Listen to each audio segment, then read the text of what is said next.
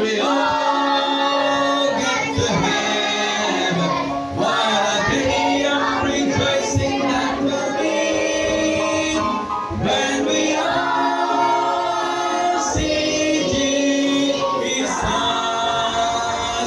We'll sing and shout the victory. Let us again.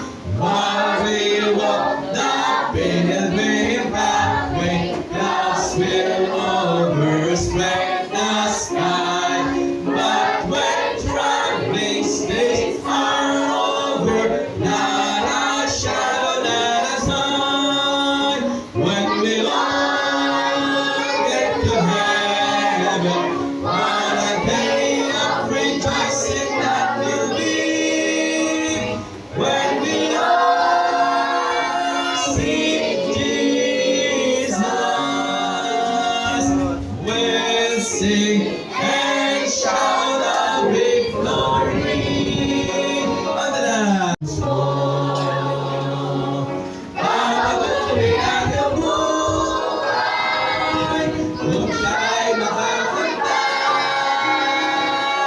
ang maging kay Kristo ay tunay na ligaya ng buhay.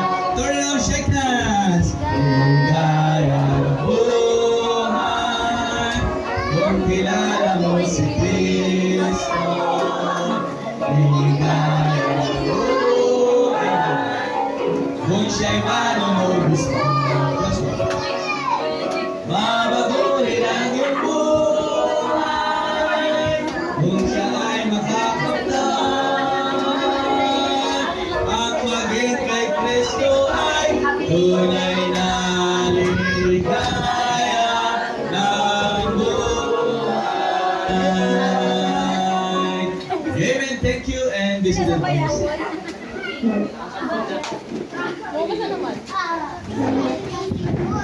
Alright, salamat po. Balikan tayo sa ating mga upuan. Tayo po ay nagpapasalamat po sa Panginoon ngayong umaga sapagkat ngayon po ay Mother's Day. Amen. Bakit niyo na ba yung mga mami niyo? Salamat po sa mga mothers na nandito. Thank you for coming. Pwede po ba lahat ng mga mothers? Pwede po ba matuyo? Nanay. Amen. Lahat po ng mga mothers nanay. Tayo po. Basta mothers, kahit walang husband, nanay, anak. Kasama po kayo, mother po yan. Meron po ba? Amen. Palakpakan natin. Laksa natin. Hindi na naman.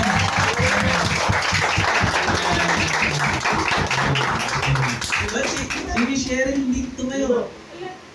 Kasama tayo dyan, Miss Che. Kasama po kayo kahit wala mong kalit na lang, okay lang.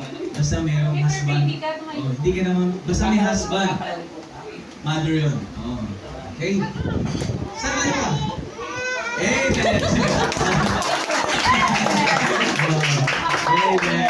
Amen! Thank you. Please take your seat. Salamat po sa mga nanay. Mga bayaning nanay. Tandaan natin, kung walang nanay, wala tayo dito. Yung sakripisyo ng nanay, hindi natin kaya tawaran. Hindi natin kaya bayaran ng pera. Pag-aalaga na sa atin. Kaya, mamaya po, sa mga mothers, no, ay after the service, meron tayong special appreciation sa mga nanay. So, kaya, ito lang kayo. And then, ating pong after the service, 3 o'clock, magsisimula. Balik po tayo mamaya. Pwede po mag-stay. Pwede naman po umuwi. Tapos balik na lang po kayo mamaya. So, hanggang ano lang po yun. Kaya maaga tayo matapos. Okay? So, kasi ang Lord's Day ay whole day yan. Hindi lang yan half day. Itunan natin na hindi lang daw atin ang umaga, hapon din. Yan po. Kaya nga Lord's Day. Not Lord's half day. Lord's Day. Sa trabaho, wala namang half day, di ba? Meron, nakakapagpaano ka, pero for the rest of your, bilang empleyado, walang half day lang. Laging whole day, 8 hours. OT pa nga, di ba? So, kaya nga, Wednesday service, huwag natin kalilimutan, every Wednesday, 6 p.m. until 7 p.m. Ang ating mga soul winning ay meron tayong soul winning on Friday and then Saturday. Sama po kayo dyan. Ang ating soul winning every Saturday is 9:30 a.m. Marami tayong mga area na pinupuntahan. We need to share the gospel sa bawat area po dito. Ang dami na pinabesa natin, binabalikan po yan, pero ilan lang po ang talagang nagre-respond sa salita ng Diyos. Kaya nga kailangan pa natin ng marami pong soul winner para maipahayag ang salita ng Diyos sa mga tao. Kung tayo ay naligtas, produkto ng soul winning, tayo rin po ay matutong magbahagi ng salita ng Diyos. Sa ibang mga tao. Kaibigan mo, mag-anak mo, ay kailangan po nila ng gospel. Alright? So, nating kalilimutan po yan.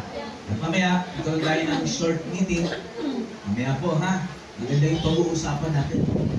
Isang kayo dito. Kaya, huwag kayong uwi. After ng ating picture taking, no, ay babalik tayo dito. Meron tayong short meeting. Lahat po. Especially sa mga family. Para mapag-usapan po natin. Okay? So, tato tayo sa ating offering. Okay? Sa mga bisita, hindi namin kayo in-invite para magbigay. Kailangan po sa member ng simbahan. Pero kung gusto niyo po maging kabahagi ng gawain po dito sa Binangayan, you are very much welcome.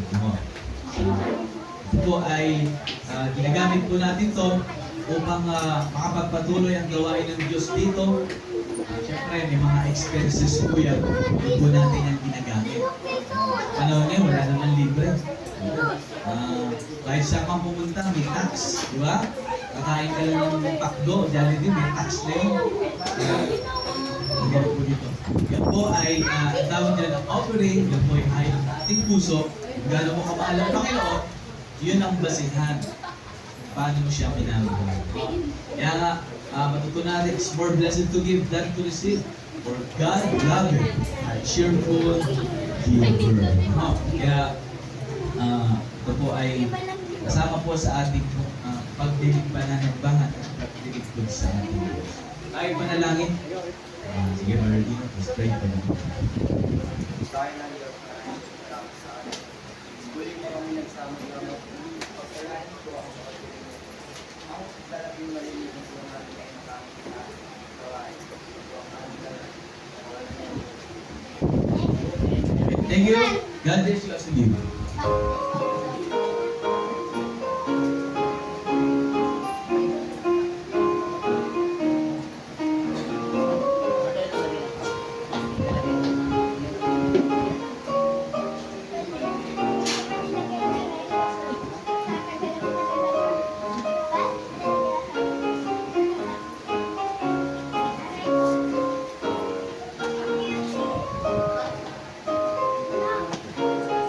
FM radio mode.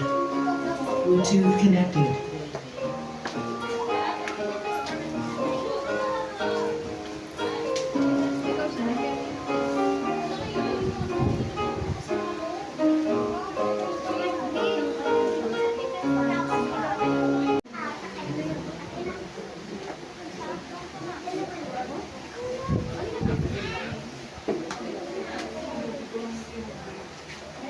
Bluetooth connected.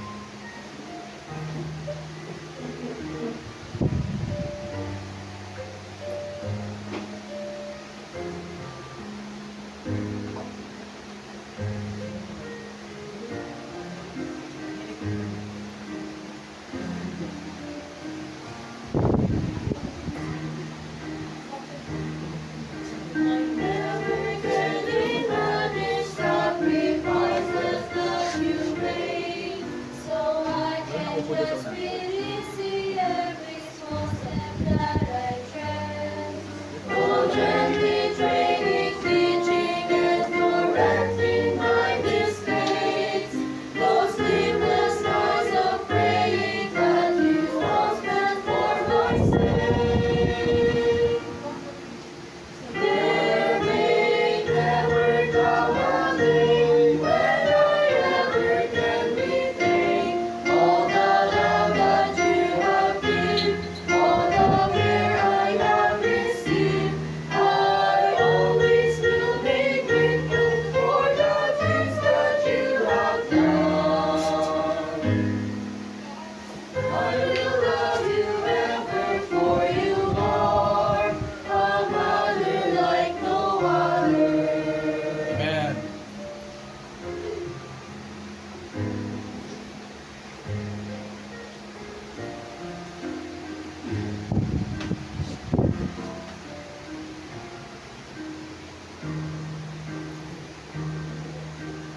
Praise God for the lessons you have taught and that I've learned.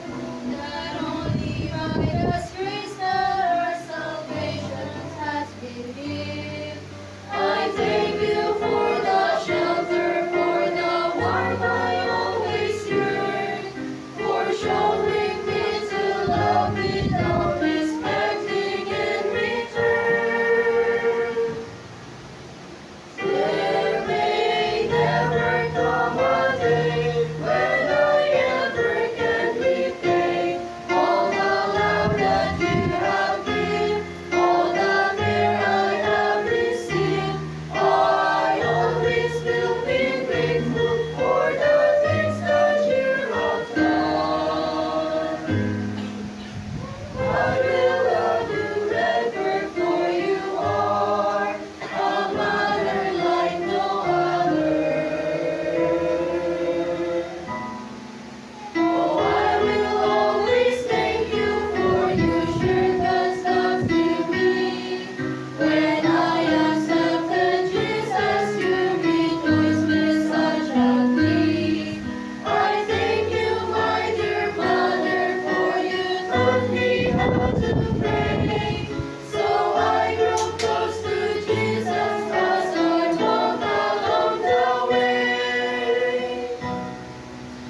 There may never come a day when I ever can repay all the love that you have given, all the care I have received.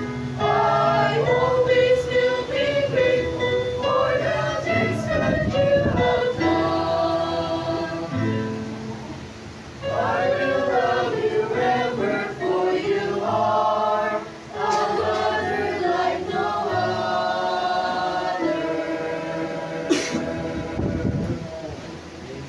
Amen.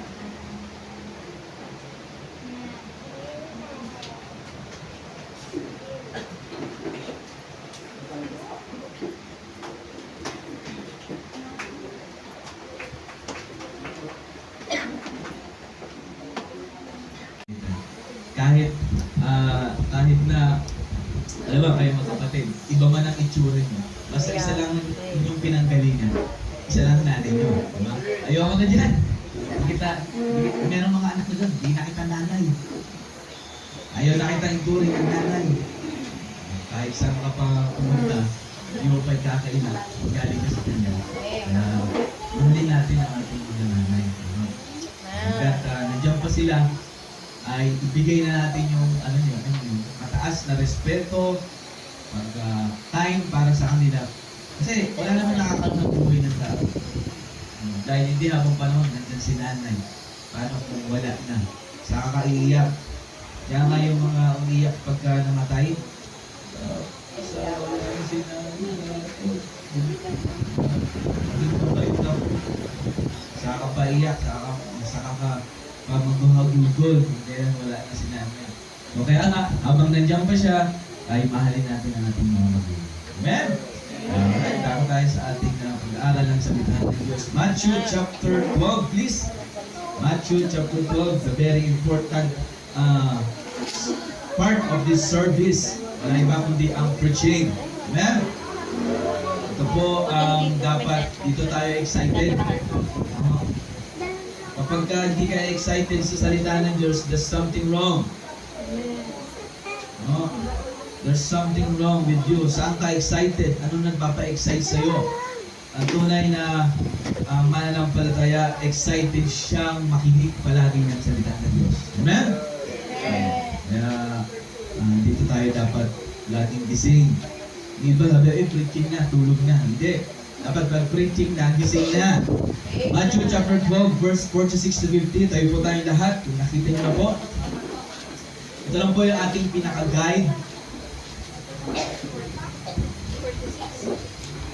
Matthew chapter 12. Let's read verse number 46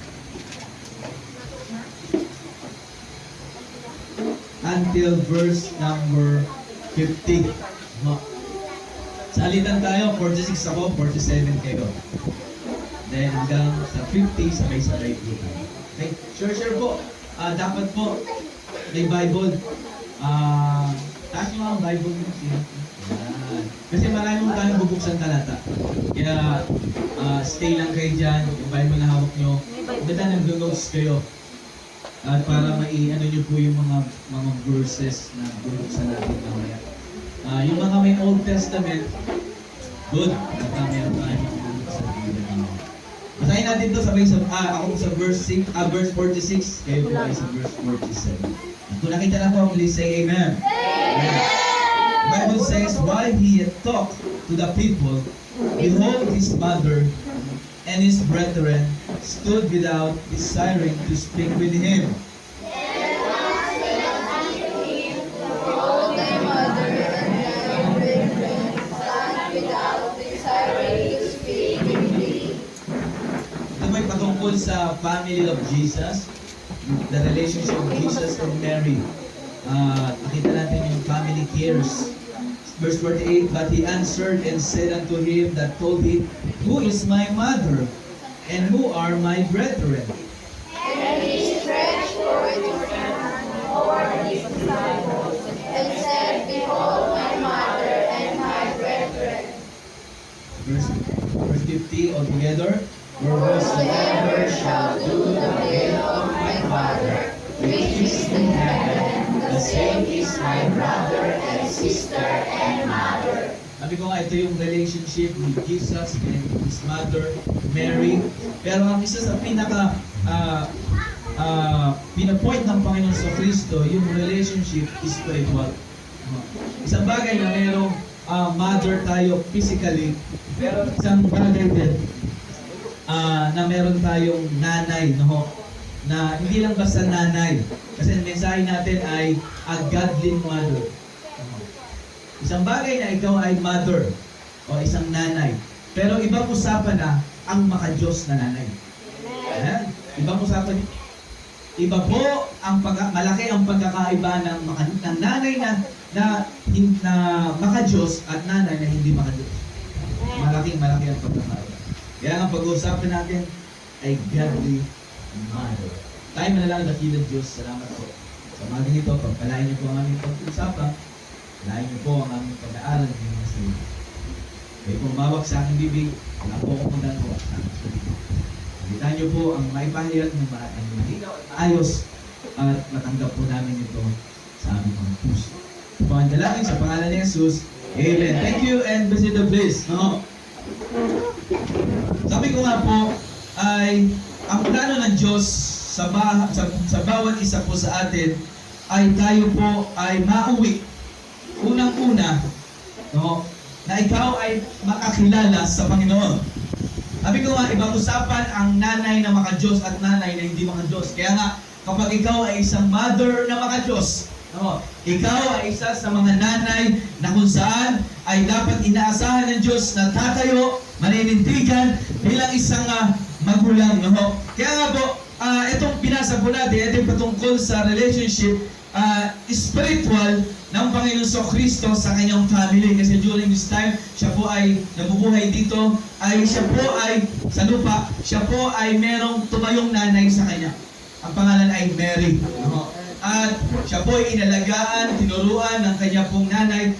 Pero ang isa sa pinaka-pinopoint ng Panginoon Kristo dito ay yung spiritual relationship niya sa mga tao. Ang sabi po ng verse number 48, who is my mother and who are my brethren?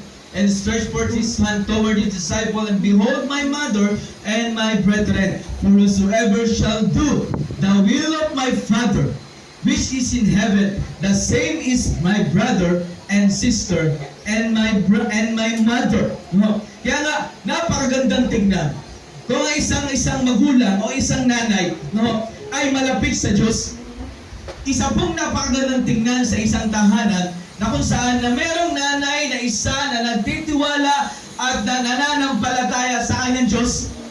Dahil mahirap po na kung saan i-care ang isang family na kung saan kung nagsimula sa parents pa lang ay hindi na po nakakilala, hindi na po maka-Diyos, ay mahirap pong dalhin ang kanya pong mga anak sa Panginoon. Kaya nga isang bagay na dapat maintindihan po natin yan. Ngayon, ang isang makikita natin sa isang mother, ay unang-una, a godly mother is a manager. Ano po yung manager? Siya po yung keepers at the home. Siya po yung nagmamanage lahat ng galaw sa kanilang tahanan. Alam niya ang lahat. Alam niya kung saan. Alam niya kung anong nangyayari. Kaya nga, minsan pag hinanap natin, no? Mama, nasaan yung gunting? Mama, nasaan yung ballpen? Mama, nasaan yung damit ko? Mama, ano ulam? Diba? Naharap natin kung laging alam dapat ng mga nanay yan. Diba? Kaya tingnan natin Titus 2.5. Isa natin Bible natin. Titus 2.5. Titus 2.5. Anong sabi niya ng Bible? Sabi ko nga, maganda, nagsusulat niyo yung mga talata. Titus 2.5, ang sabi dyan, to be discreet, chaste, talagang pinsan, nagko-correct dapat, keepers at home, tagapag-ingat ng tahanan, good, mabuti, na nanay, obedient to their own husbands, kung may husband, that the word of God be not blasphemed. Upang ang salita ng Diyos ay hindi mayurakan o mapintasan, ang kailangan bilang isang nanay ay kayo ay isa sa mga keepers at home. Good, mabuting nanay. Gagawin lahat ng nanay para lang sa ikabubuti ng kanyang pamilya. Walang nanay na kung saan ay para magulo at maging mawasak ang kanyang, walang ganyang nanay na nangarap. Gusto niya ay sama-sama, gusto ng mga magulang ay tayo po ay malakas. Walang nangarap na gusto, watak-watak, gusto niya. Siya nga po yung nagmamanage. Siya po yung meron po, hindi siya ang boss, meron pang boss sa kanya, wala iba kundi ang kanyang husband, pero meron pang big boss, wala iba kundi ang Panginoon. Kaya nga, ang isang manager, alam niya ang lahat ng nangyayari. Hindi pwedeng, wala kang pakialam sa pamilya mo. Dapat may care ka. Dapat meron ka, alam mo yung mga, di ba ang isang manager sa isang company, lahat alam niya. Hindi ka pwedeng maging manager nang hindi mo alam niya. Hindi ko sinasabi na dapat magaling ka sa ganito, magaling ka sa ganyan, na hindi ka qualified maging mother kung hindi ka magaling sa ganito. Hindi po. Ang ibig sabihin lang ng manager dito, aware siya sa mga nangyayari sa paligid. Kung ang kanyang mga anak ay napapalayo at nababarkada, dapat bilang isang nanay ay sasabihan mo sila na iwasan mo ang mga kaibigan mo na nagpapa-influence sa iyo palayo sa Diyos. Dapat ang mga nanay, kung ikaw ay manager, see to it ng iyong mga anak ay dadalhin mo palapit sa Panginoon, hindi palayo sa Diyos. Hindi, nakakalungkot. Meron ako isang sinusundo sa kabataan, pero yung nanay medyo parang ayaw, hindi ko maintindihan. Nandiyan ko ba siya? Bernard mahal mo. Wala pastor, tulog eh. Ang sintadorang na. Ibig na sana, wait lang pastor, gigisingin ko para makapunta sa church. Tulog pastor, sa susunod na lang. Yun po yun. Ayaw niyang ilapit yung anak niya sa Diyos. Nakakulong, kaya wala mo akong magawa. Pag susunod na linggo, medyo po si Bernard. Pastor, masakit ang paa eh. Siya pang gumawa ng dahilan. Hindi niya pa nakakausap. May sakit po, may lagnat. Susunod na lang po. May napapailing na lang ako. Medyo ano to. Kailangan ang isang nanay, huwag niyo pong pipigilan ang inyong mga anak na lumapit sa Panginoon. Dahil wala na pong ibang pwede nating magturo sa anak, kundi ang Diyos lamang at ang salita ng Diyos. Amen po? Kaya nga kung meron man dapat na isa sa mga nagtutulak para ang kanyang mga anak ay dalhin sa Diyos, wala iba kundi ang magulang. Kaya nga ang church kaya pong turuan ng anak hanggang sa abot na makakaya ng simbahan. Pero kapag yan ay lumabas na po sa simbahan at nasa bahay na po, off na ang instruction. Nasa pangangalaga na po ng magulang yan. Kaya anumang mangyari sa anak, ay malaki ang responsibilidad ng magulang. Amen po? Dahil nasa iyo po, binigay ng Diyos ang tiwala para mag-care sa kanya, para mag-alaga, para maging maayos ang buhay ng anak ng batang yan, at siya'y mapalapit sa Diyos. Tandaan natin, mga magulang, ang anak, hindi ikaw may-ari niyan. Anak ko to, dugot, pawis ang binuwis ko rito, para lang sa anak ko. Oo, maganda yun, pero hindi ikaw ang may-ari niyan. Ang may-ari niya, wala iba kundi ang Panginoon. Kaya nga po, malaki ang pananagutan ng isang nanay kung ang isang anak, yan po ay hindi nakakilala sa Diyos at yan po ay malayo sa Diyos. Kaya nga see to it na ang mga bata ay madala sa Panginoon. At sino ang starter yan? Nanay at tatay. Mga magulang. Kaya nga saludo ako sa mga magulang na dinadala nila ang kanilang pamilya, dinadala nila ang kanilang anak na sila ay makapunta sa church upang maturuan ng salita ng Diyos. Sapagkat managership. Walang ibang magtuturo dyan. At sinong magtuturo dyan?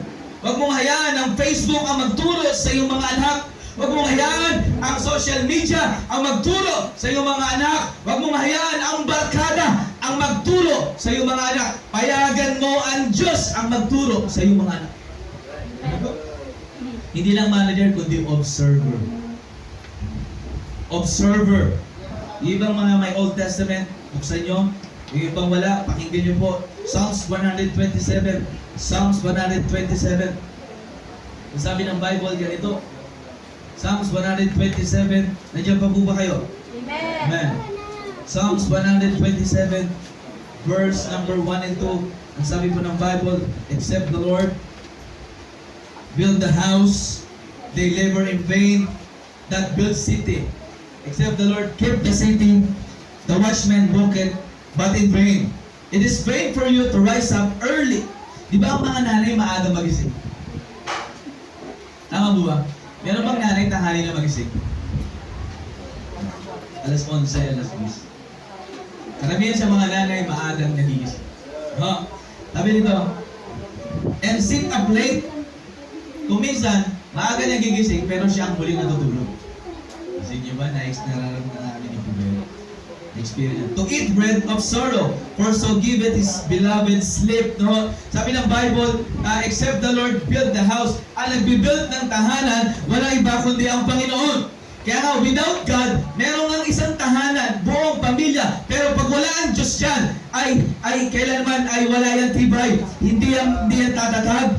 Pero pag isa lang magpapatatag sa isang pamilya, wala iba kundi ang pakasama mo, ang Panginoon. They labor in vain and build the city, except the Lord keep the city. The watchman walketh but in vain. Sayang ang gising, sayang ang effort, sayang ang pagpapagal kung wala ang Panginoon doon sa loob ng tahanan. Amen po? Kaya nga bilang isang nanay, observer ka, alam mo ang mga nangyayari dapat sa pamilya mo. Hindi yung bahala kayo, wala akong pakailam sa'yo. Di ba may mga ganung nanay yan? May anak, ayos, sobrang tigas ng ulo. Bahala kayo, gawin mong gusto. Hindi yung ganun dapat. Pagka makulit, ang anak ayaw sumunod, abay paluin. Huwag kayong matakot mamalo. Sa Amerika lang yon. Pero yun po yung against sa Bible. Mamaya may bubuksan tayong talata. No? Na pwedeng mamalo. Kung pag matigas talaga ang ulo, dapat paluin. Pero sa isang portion lang. Dapat sa puwit lang. Okay? Walang kang papalo sa ulo. Huwag ganun ha. Huwag kang papalo sa katawan. Ang gagawin po, pag matigas ang ulo ng bata, daba! No? Pero bago mamalo, merong dapat munang pag-uusapan. Usap tayo. Hey sir, usap tayo ha. Pag inulit mo to, palo ka. Ganun ha. Pag inulit na, di ba, nagkamali yung bata. Okay? Bakit mo ginawa yan? Papaliwanag mo sa kanya yun. Alam mo bang mali yan? Dapat hindi mo gagawin yan. Pag inulit mo, palo ka. Inulit. Dapat bang paluin? Dapat lang! No? Kasi bakit? May kasunduan na kayo. Huwag lang basta palo ng palo. Okay? Ganun po yan. Kasi kapag iniksi nyo yung mamaya, pupunta tayo din eh. Okay? Observer. Dapat marunong kang mag-observe. Di ba ang nanay gano'n? Pag ikaw ay nag-aalaga dati ng baby, maya tinitingnan mo oras-oras ang baby mo. Hindi ka nalulilingat yan. Kamusta kaya baby? Maya titingnan mo na naman. So, talagang nagbanabantayan mo. At ikaw bilang isang mother, dapat observer mo sa anak mo. Observer mo. Sa husband mo, observer ka rin. Dapat alam mo lahat yan. Nangyayari sa kanila. Bakit ganyan na lumalabas sa bibig mo? Saan mo na sino nagturo sa inyo? Bakit ganyan ang attitude mo? Dapat ikaw na magpo-correct sa kanila. Diba? Ganun po ang responsibility ng isang magulang. Manager and observer. Ito pa. Not only manager, not only observer, but teacher. Naniniwala po ba kayo dyan? Kung meron bang pinakamagandang ehemplo na tagapagturo, wala iba kundi ang nanay. Diba? Huwag lang natin iasa sa eskwelahan. Dahil ang eskwelahan, hindi naman natin nakikita kung ano yung tinuturo sa kanila. Maraming tuturuan sila kung paano magbasa, magsulat. Pero yung character, no, yan po ay nagsisimula sa nanay. Tama po ba? Nagsisimula sa mga magulang. Teacher. Ano sabi ng Deuteronomy chapter 6? Pakinggan nyo na lang. Kung mayroon kayong Old Testament, buksan nyo. Pero kung wala, makinig na lang po. Deuteronomy chapter 6. Yan nga, ang hard desire ko. Gusto ko lahat kayo may Bible. Kung kaya nyo mag-invest, no? Bili po kayo ng Bible para nasusunod nyo po yung ating lesson. Deuteronomy chapter 6 verse 7 to 8. Ang sabi, and thou shalt teach them diligently unto thy children. No? Ibig sabihin, masipag kang magturo. Di ba?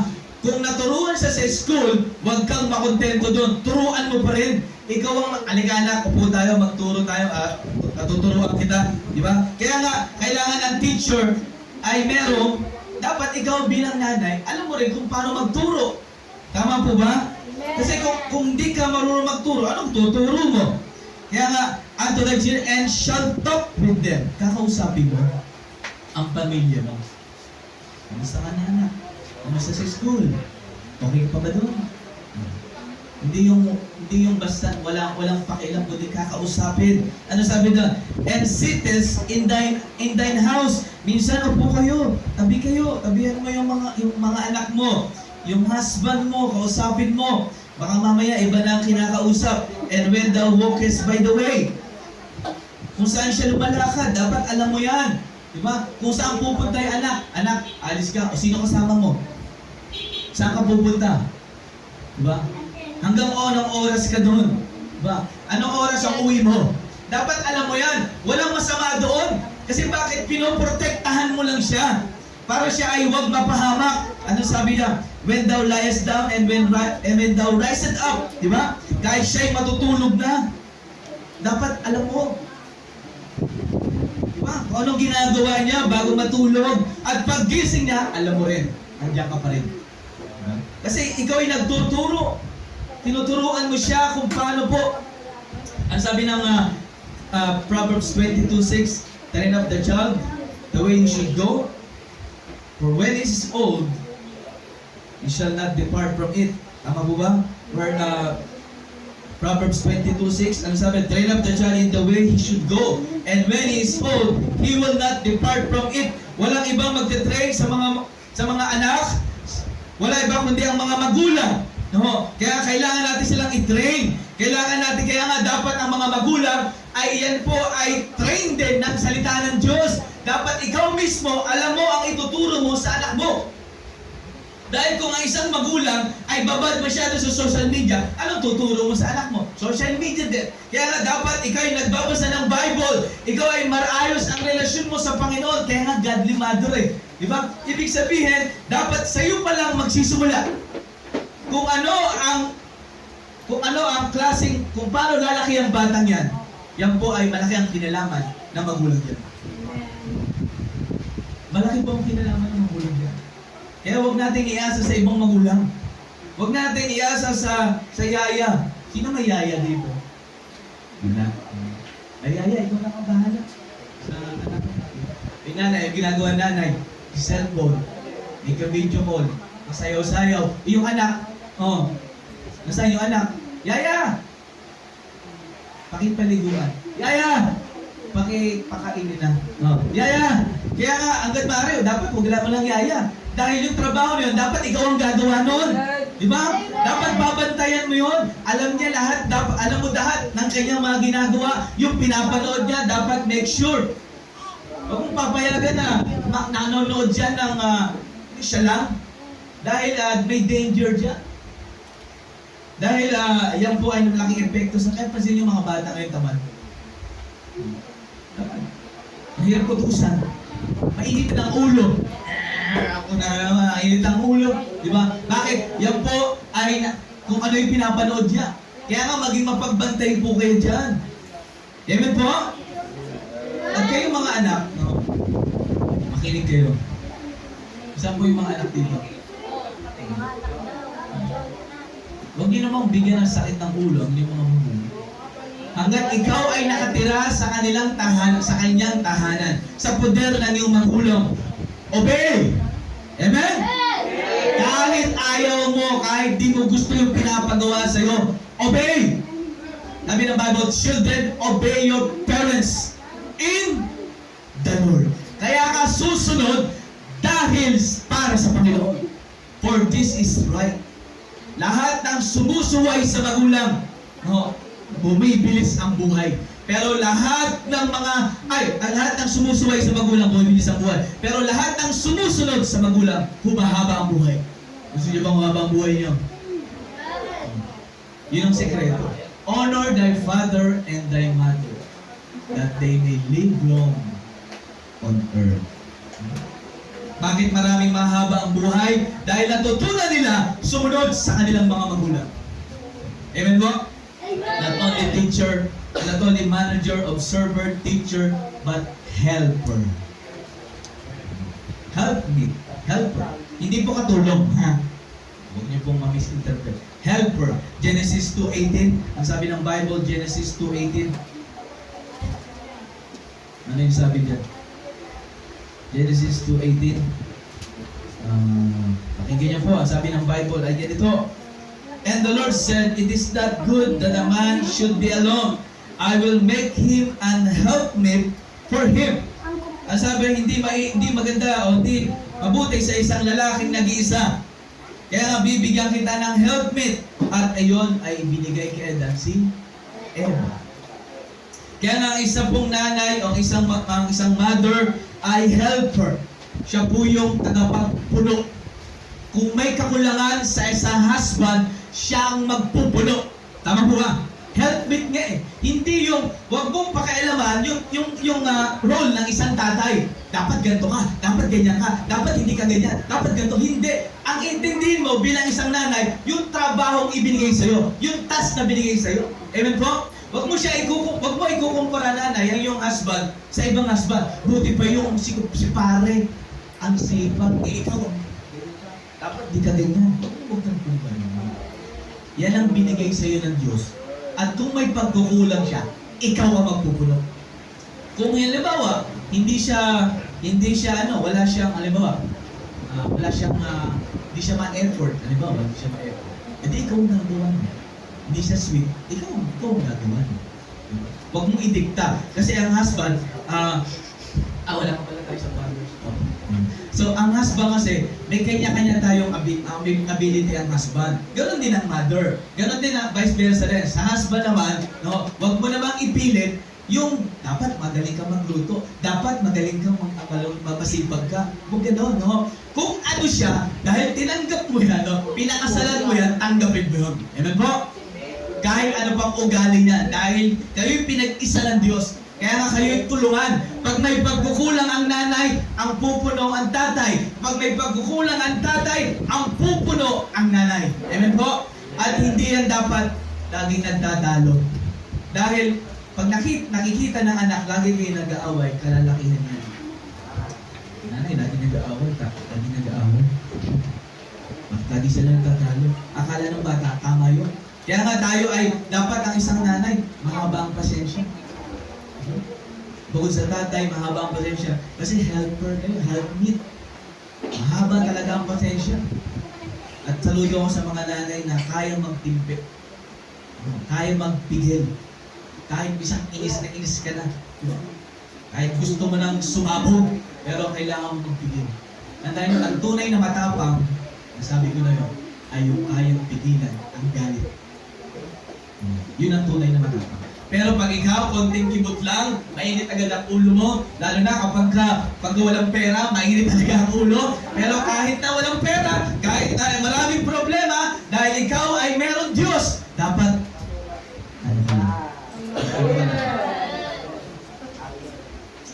ganun lang, diba? Inis na ako sa'yo, no? Pero, okay. Diba? May panahon para magalit, may panahon para hindi sa lahat ng oras dapat laging galit. Pag ikaw nanay, laging kang galit sa anak mo, kalalakihan niya, tinan mo yung anak mo gano'n yun. Laging galit din. Lagi din may dito ng ulo. Kasi ikaw mismo nagpakita. Kasi hindi lang kayo manager, model. Kaya yung, pag meron nga, paglaki ko, gagayahin ko si nanay. Anong klaseng modelo ka? Diba? Dapat maka-Diyos na nanay. Amen po? Dahil kapag nakikita sa'yo, kaya sabi mo, anak, punta ka sa church. Eh, ikaw nga nanay, hindi ka nagpupunta sa church. Diba? Yan ang iisipin ng mga anak natin. Kaya nga, dapat pagpupunta kayo sa church, bit mo ang anak mo, kahit ayaw niya, alika rito, pupunta tayo ng church, tayo ay makikinig ng salita ng Diyos. Dahil walang ibang pwede magturo dyan, kundi lamang ang Panginoon dapat. Dahil siya ang may-ari niya. Not only that, encourager. Manager, observer, teacher, helper, encourager. Kung meron bang dapat lalapitan ng anak, ng asawa, wala pa kundi ang mga makadiyos na nanay. Ang husband, may ano yan. Ang lalaki kasi, kayang magtiis niya.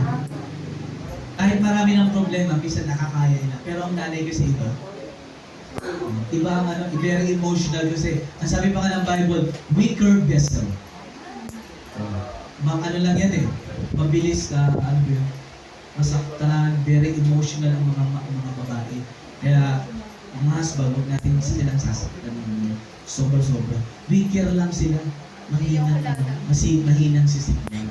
Kaya nga, ang pwedeng mag-encourage sa bawat pamilya, dapat tayo mga kapamilya, encourager. So paano mo i-encourage ang iyong mga anak sa Panginoon kung ikaw discourage? Kung ikaw ay malayo din sa Panginoon, paano mo sila dadalhin sa Panginoon? Kaya nga sa'yo dapat magmumula, kaya nga dapat matutunan ng isang nanay, ikaw ay merong relasyon muna sa Panginoon at yung fellowship mo sa Panginoon ay matibay, ay dapat ikaw ay palaging na-encourage. Kung merong dapat mag-encourage sa anak mo, ikaw yun. Anak, kaya mo yan. Kaya mo yan, anak. Ikaw talaga ang hina-hina ng utak mo. Ikaw talaga. Dapat hindi ganon. Huwag natin yan. Ikaw talaga. Wala kang alam. Masakit yun. Di ba? Wala kang kwenta. Mahirap. Bisa narinig sa mga ibang nanay. Dapat hindi ganon. Pag mahina yung anak, kaya mo yan, anak. Alika, aral tayo. Kaya mo yan. Kahit na talagang nag-iiyakan na kayo, kaya mo yan. Diba? Dapat ini-encourage mo siya. Magaling ka naman eh. Diba? Kaya mo yan, Ansel. Matalino ka naman. Kaya mo yan. Hindi yung hina-hina mo talaga. Akala ka sa buhay mo, hindi pwedeng ganun. Amen? Encourager ka nga eh. Di ba? Meron bang parang di-discourage mo naman lalo yung anak mo. Ganon din sa pag-husband, encourager ka rin sa husband mo. Ang mga lalaki, nangihina rin yan. So ikaw mag-i-encourage sa kanila. Kaya mo yan, babe, honey. Ano bang tawag nyo? Oh, kaya mo yan. Di ba? Strong ka, di ba? Kaya mo yan. Kasi bakit? Pag nanghina ang husband, tapos yung ano din, yung wife, ganun din. Di-discourage mo lalo yung husband mo. Ito walang matutunguhan. Kaya kapag discourage ang husband, andyan ang nanay para mag-encourage. Okay lang yan. Ano lang yan? Ikitain pa rin naman yan. Okay lang yan. Tuloy lang tayo. Dapat ganun. Amen po? Vice versa, ganun din po. Kasi tingnan nyo, 1 Timothy 1. 1 Timothy. Diyan pa po kayo? Tapos ito, last na lang. Isa na lang po. 1 Timothy. Tingnan nyo to. Kung walang mother na kagaya nito, wala akong Timothy. Tingnan nyo, 1 Timothy. Ano sabi dyan? 1 Timothy 1:9. Ano sabi po? No, tama ba?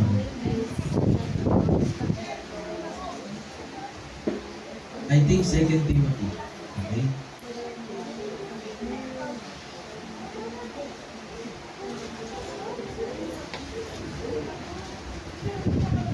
First Timothy 1:9.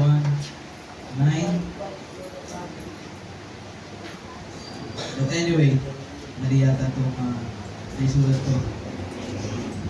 Kung sa 2 Timothy, tingnan natin ha. Tingnan niyo po. Kailangan makita natin yun kasi maganda yung talata na yun.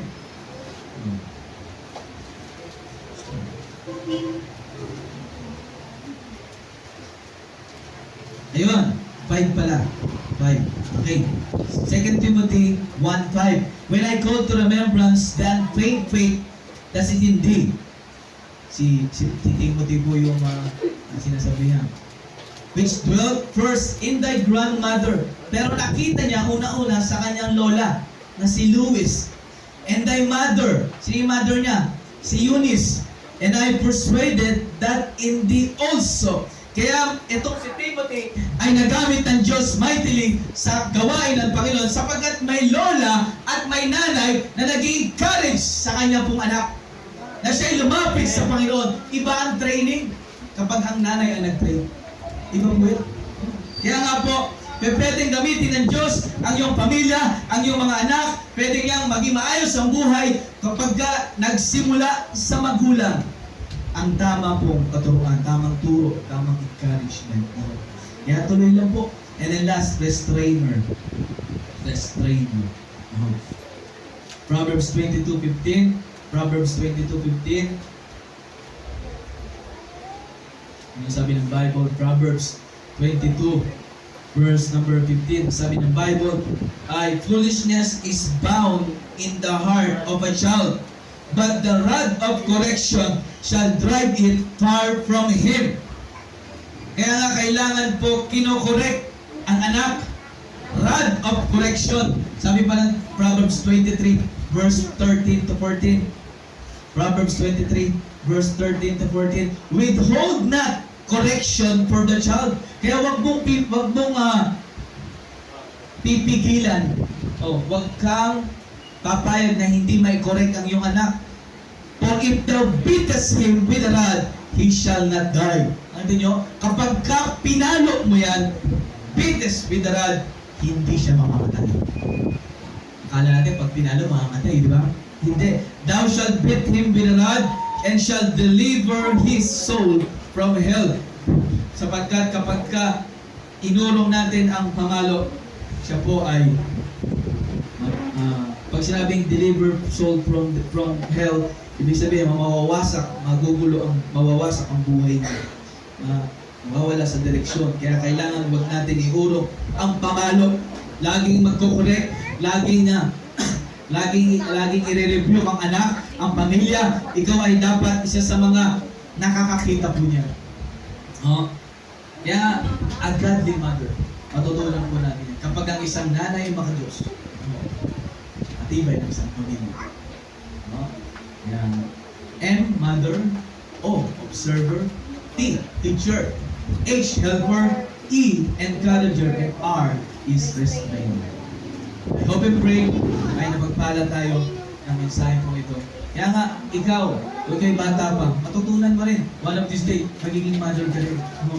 Ay, ito, i-apply natin ang application mula sa salita ng Diyos. Diba? Matutunan po natin yan. At tayo po mga anak, no, matutunan natin, irespeto at igalang natin ang ating mga magulang. Dahil hindi matatawaran. Nanay is nanay. Kahit ikaw ay makulit, kahit ikaw ay pasuway, nandiyan pa rin si nanay. Iintindihin ka pa rin. Kahit minsan may asawa ka na, iintindihin ka pa rin. Kahit minsan, alam nyo, kahit pasaway ka, nandiyan pa rin si nanay para pagkain mo. Amen po? So, I hope and pray, tayo po ay magpalan po. Tayo mo natin tumayo, tayo po ay Kilang Diyos, maraming pong salamat sa umagang ito. Ilahin niyo po ang bawat isa. Mula sa paalala at nakita namin ano po ba ang role ng isang nanay. Godly man. Maka-Diyos na nanay. Kaya kung dapat kulang ng isang anak, kailangan namin sumunod sa inyong kalooban. God spoke to your heart, talk to that right now. Pasapin mo ang Panginoon. Salamat ka. Meron kang nanay. Lahat na lang sa mga anak. Dito po sa mga anak. Ano to? Mabilis na lang. Tapos po. Pwedeng payong, pwedeng pamay, pwedeng payong. First one na Marvin, kailangan natin na picture. Yung lang Alis! May. Yan. Kami, may ito. Ito lalo tayo. Ay, yun po yung Flowers for you. Video yan. small talking. May mga pangalan po yan. Gusto niyo yung vlog lang. Hindi po kayo mawawala. Nanay ka ba? Nanay ka na, huwag kang madalala. Lagi kang meron. Hindi ka mawawala. Dito na po. Kasya ba? Meron po ako, maliit lang. Diyan na lang sila sa unahan. Ha? Tingin ko kahal. Ito yun. Yung pangalan English po yan. Oo. Yung pangalan po yan.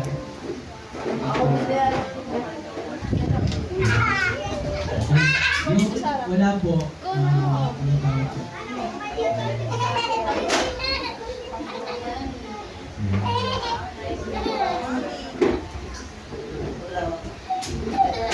Yung tignan ko pag pumila kayo sa munisipyo, ayan, mga pinala, may wifi na yan.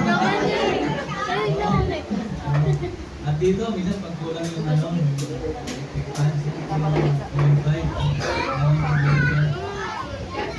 lahat, magagamit yan. Dito.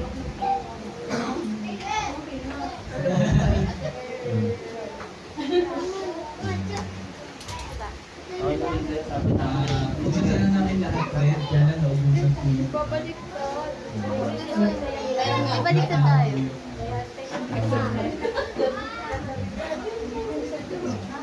Ngayon, maganda yung anak. Maganda. Video po kayo. Ayun, hindi pa lang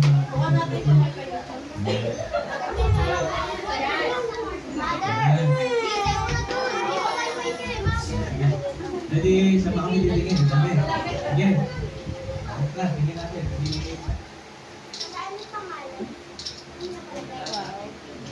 Paparazzi. Mother. Hi, mother. Palagpakan natin ang mga nanay.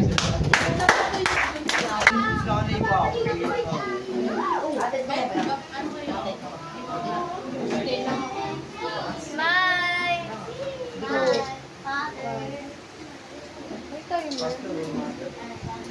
Ito pa.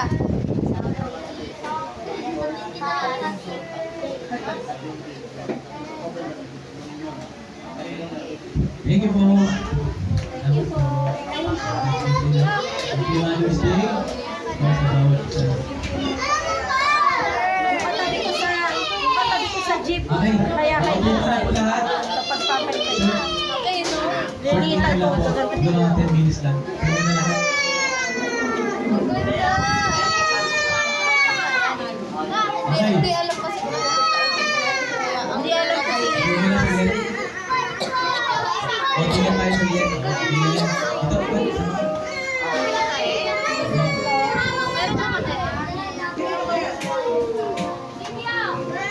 Okay, paupo na saglit. Saglit na saglit lang po yun. Tapos, dismiss na tayo. Okay. Muna po, upo po na. Okay, muna. Okay, dito lang po ba lahat? May tao pa sa labas? Pag nanay ka na. Lagay mo ano yung bibigay ko.